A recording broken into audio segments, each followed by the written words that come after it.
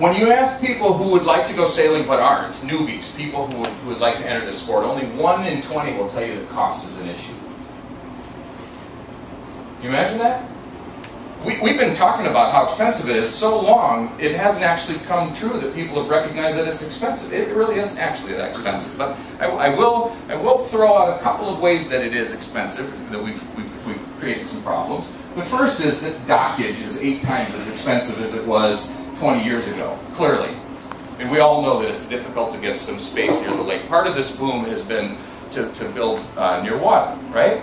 So there's been demand for homes and land. But what I see, and what the book shows, is that sailors seek levels that work for them. If you want to go sailing badly enough, who cares if the dockage is expensive? You'll trailer sail, right? Or you'll laser sail, or you'll share access. Sailors have been doing this all along. That's what yacht clubs are. Yacht clubs are shared access to waterfront. Quiet room. And so today we have, at this moment in time, a glut of low-cost boats and programs.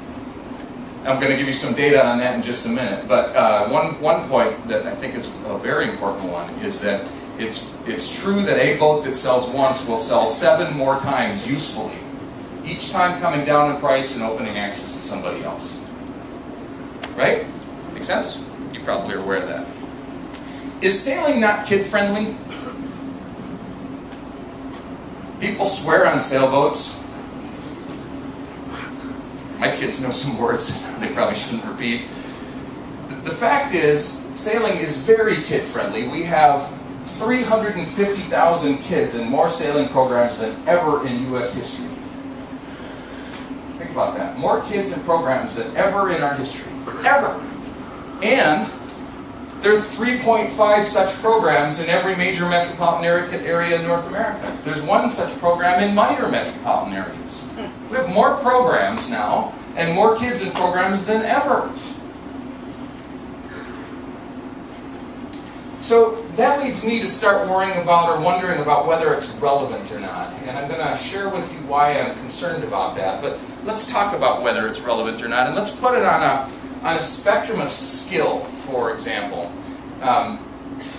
One of the things that I say in the book is that we have more kids in sailing programs than ever in U.S. history, and we also probably have the highest level of skill in sailing in North America than ever in our history. So I wanted to prove that somehow. And the way to do that is I grabbed some data from U.S. Sailing again about Olympic medals. Let's just take this to the sporting side for a second. And here's an interesting chart that shows that in fact, medals per number of sailors in North America is at an all-time high. Today. Can you imagine that? So on this chart, what I'm first going to do is show actual medals per sailor, and you can see that it trends up. And what this is actually the medal count of Olympic medals divided by the number of sailors in the United States. So you can imagine, of course, that as that Prudential Mountain is on the decline and medals are holding steady, that we're probably going to have higher medals per person, right? Well, that plays out because the second way of viewing it is to weight gold medals higher, because that denotes a higher level of skill than silver or bronze. So what we can show right now is we're operating in kind of a medal per 10,000 person, which is pretty amazing. It's probably actually very high relative to other sports. So we have a higher skill level. Well, is skill what's relevant? I'm starting to wonder about this. How do you define relevance in something like this? So, too busy. It would seem to me if something is relevant that you're going to take the time to do it, right? Does that seem like a logical way of thinking about it? So when you ask sailors why they don't sail more, or you ask people who would like to sail but aren't, why they're not, the dominating reason is they don't have enough time. It's not cost, it's not that it's not kid-friendly, it's not that they don't have access, it's that we feel like we don't have enough time. Makes sense? Who feels busy? Okay, let's tackle this one. We say we lack time in the United States, even though we average 38 free hours a week. 38. Who thinks they have 38 free hours a week? Stanton does. It doesn't feel this way. The way to think about this is we do have a bunch of selectable hours. The problem is we're making choices that are not the choices that would allow us to find time for sailing, right? So let's look at what those hours actually break down into. Remember that this is the folks that you would like to introduce to the sport, feeling that they don't have enough time. Think about it in that perspective, okay? So the first fact is, I couldn't believe this when I heard it, but just 2 weeks ago, there was a report that came out that said that kids are spending 60 hours a week consuming media. 60 hours a week. I don't have 60 hours a week. I didn't know a week was that long. But the fact is that all of us consume between 12 and 60 hours a week on media. Television and Facebook. If anybody here's my Facebook friend, you know I have a little problem with that. Somebody is. The second is we spend 6 to 18 hours taxiing and spectating if we're parents. I saw women shaking their head yes. I think men do it too. I know I do. I gotta get home in order to get kids to violin lessons on Saturday. And we spend 8 to 20 hours commuting. Now you might say, well, commuting isn't selectable.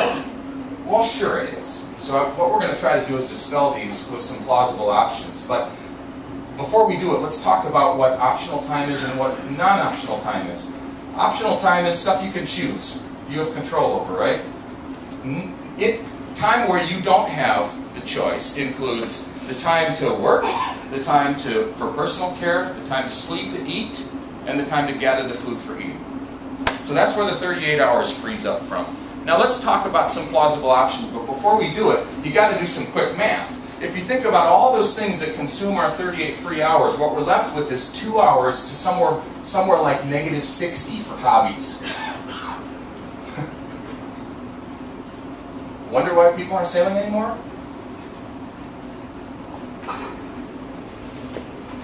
So, I'm going to throw out some plausible options. Plausible meaning you don't have to believe them. Nobody has to believe them if they don't want to, but they're realistic.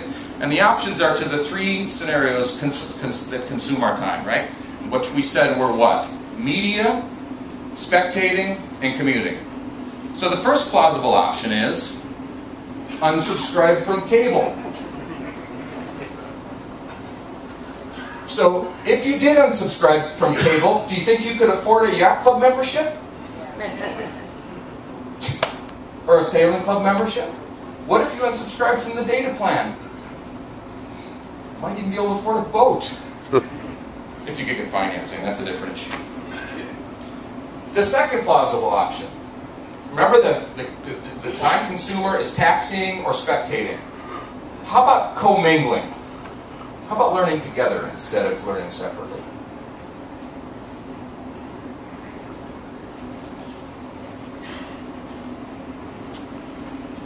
The third one to the commute, move. I knew people would laugh. Who here lives where you live because you want to be able to go sailing more often? Please raise your hand. My point.